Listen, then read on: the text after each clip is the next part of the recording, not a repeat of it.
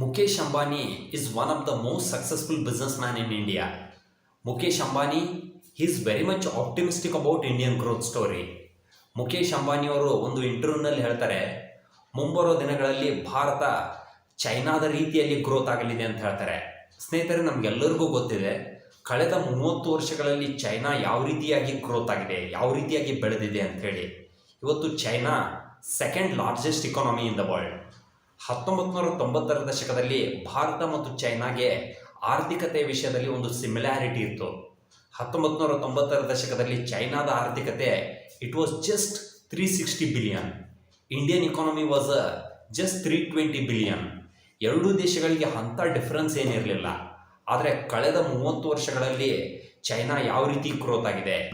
ಇವತ್ತು China economy ಬಂದ್ಬಿಟ್ಟು 14 trillion. Indian economy is just 3 trillion. China has out performed India in a bigger margin. China ಇಷ್ಟು ಬೆಳೆಯೋದಕ್ಕೆ, ಇಷ್ಟು growth ಆಗೋದಕ್ಕೆ ಪ್ರಮುಖ ಕಾರಣ ಏನಂದರೆ China was a global manufacturing hub.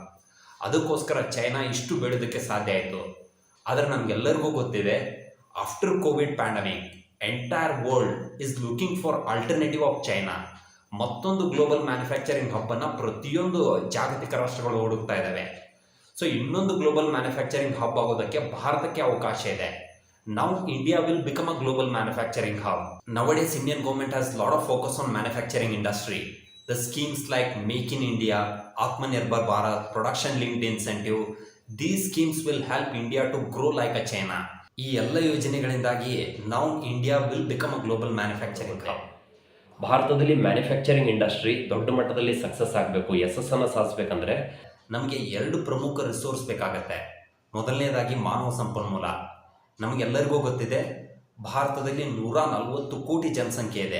ಅದರಲ್ಲಿ 70% population which is young. India is gone to be a highest productive country in the world. ಎರಡನೇ resource ಬಂದ್ಬಿಟ್ಟು ಸ್ಟ್ರಾಂಗ್ ಲಾಜಿಸ್ಟಿಕ್ ನೆಟ್ವರ್ಕ್.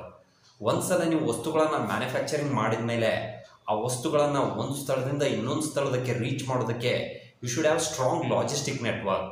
ಸೊ ಅದಕ್ಕೋಸ್ಕರ ಕೇಂದ್ರ ಸರ್ಕಾರ ಭಾರತ್ ಮಾಲಾ ಯೋಜನೆ ಅಡಿಯಲ್ಲಿ 35 ಮಲ್ಟಿ ಮಾಡೆಲ್ ಲಾಜಿಸ್ಟಿಕ್ ಪಾರ್ಕ್ಗಳನ್ನು ಬಿಲ್ಡ್ ಮಾಡ್ತಾ ಇದ್ದಾರೆ. ಸೊ ಈ ಪಾರ್ಕ್ ಯಾವ ರೀತಿ ಹೆಲ್ಪ್ ಆಗುತ್ತಂದರೆ, which will connect railway, airport, ಸಾಗರಯಾನ, ವಾಯುಯಾನ, ಪ್ರತಿಯೊಂದು ನೆಟ್ವರ್ಕ್ಗಳನ್ನು ಇದು ಕನೆಕ್ಟ್ ಮಾಡುತ್ತೆ. ಒಂದು ವಸ್ತುವನ್ನು ಒಂದು ಸ್ಥಳದಿಂದ ಇನ್ನೊಂದು ಸ್ಥಳಕ್ಕೆ ಈಸಿಯಾಗಿ ಟ್ರಾನ್ಸ್ಪೋರ್ಟ್ ಮಾಡೋದಕ್ಕೆ ಈ ನೆಟ್ವರ್ಕ್ ಹೆಲ್ಪ್ ಮಾಡುತ್ತೆ.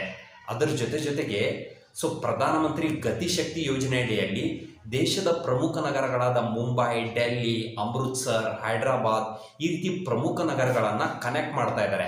With regards to road network, ಇವತ್ತು ಭಾರತ ವಿಶ್ವದಲ್ಲೇ 2ನೇ ಅತಿ ದೊಡ್ಡ ರೋಡ್ ನೆಟ್ವರ್ಕ್ ಅನ್ನು ಹೊಂದಿದೆ.